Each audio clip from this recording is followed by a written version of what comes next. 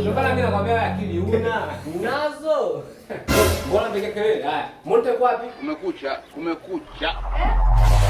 Ni mimi wewe. Haya, nitajie wote walikuwa wanapiga makelele leo atakuwa mfano.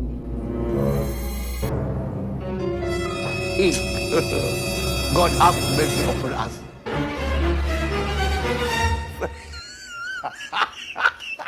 Ni darasa zima kasoro Veronica. Hakuna. Kwa nini sio yeye? Veronica alikuwa anaumwa, alikuwa amelala. Mbavu sana wewe. Muongo mwalimu, huyo Veronica hajampenda kwa sababu Veronica ni wake. Mekwisha.